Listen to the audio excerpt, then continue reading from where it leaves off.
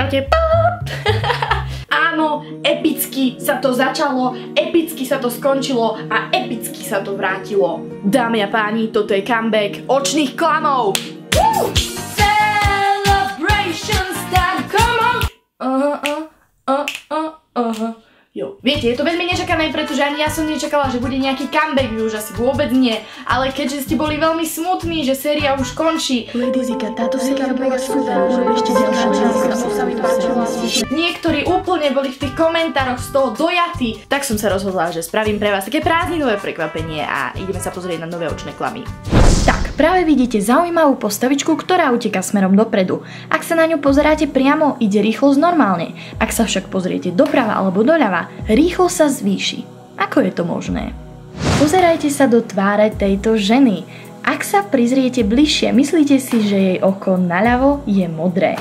V skutočnosti je však sivé ako napravo. V tomto červenom kruhu sa na prvý pohľad nič nenachádza, ale ak sa oddialite a prižmúrite oči, uvidíte niečo zaujímavé. Napíšte mi do komentárov, čo ste uvideli.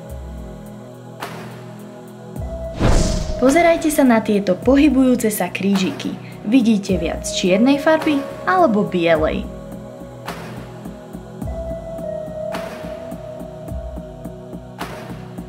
Zdá sa, že tento obrázok je nekonečný, pretože je dosť divné, že sa pozeráte na človeka, na ktorom sedí ďalší človek a ďalší človek a ďalší človek. Koľko ich tam vlastne môže byť?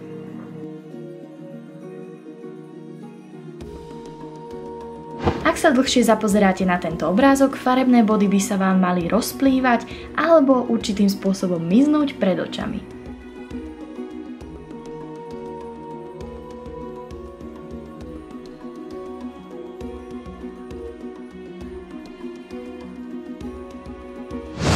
Sice je dosť jednoznačné, aké dve rozdielne veci môžete vidieť v jednom obrázku, ale tento sa mi veľmi páčil a určite môžete napísať, čo ste uvideli.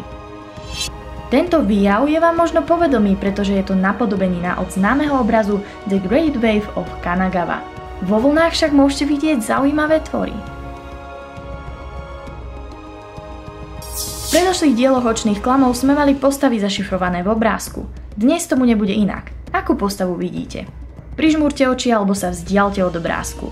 Môžete mi to opäť napísať dolu do komentárov. Znovu ďalšie tváre. Môžeme však vidieť dve rôzne. Vidíte ženskú alebo mužskú. Ak prižmúrite oči, pravdepodobne uvidíte tú ženskú. Aby sme zachovali tradíciu, máme tu znovu aj hypnotickú časť. Pozerajte sa rovno do špirály a následne sa vám zjaví známy obraz. Vy ho však budete vidieť veľmi zaujímavo.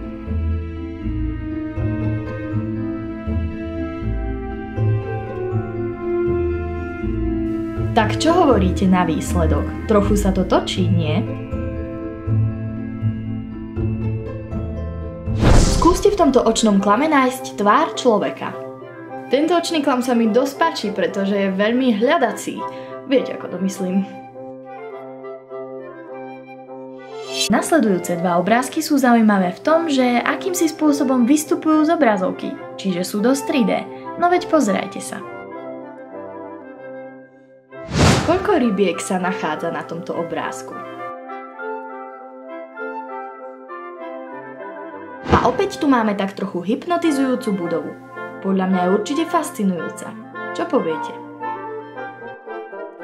Tento obrázok sa v skutočnosti netočí. Pridáme si možno jeden a ešte jeden. Nech máme 3, aby im nebolo smutno. Určite poznáte očný klam týchto dvoch zvieratok, ale v takejto podobe som ho ešte doteraz nevidela. A myslím, že ani vy. Tak ktoré zvieratko vidíte viac? Poslednou vašou zaujímavou úlohou bude medzi týmito snehuliakmi čím rýchlejšie nájsť pandu. Môžete mi napísať, za koľko sekúnd alebo minút ste ju našli.